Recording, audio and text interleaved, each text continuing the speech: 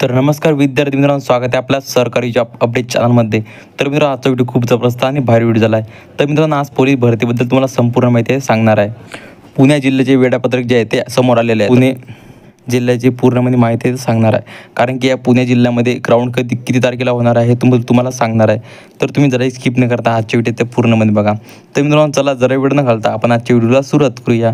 तर मित्रांनो, बघू शकता इथं उपरोक्त संदर्भ विषयाने सविनय सादर करण्यात येते की दिनांक 19/7/2024 पासून लोहमार्ग पुणे जिल्ह्याची पोलीस भरती प्रक्रिया सुरू होणार आहे.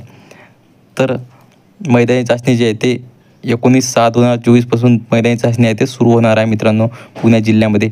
आणि त्याकरिता आपल्या पोलीस भरती ठाणे व शाखेकडे असणारे व्हिडिओ कॅमेरे दिनांक 13/7/2024 पर्यंत निरीक्षण तरी संदेश विभाग लोहमार्ग पुणे कार्यालयात जमा करण्यात यावी.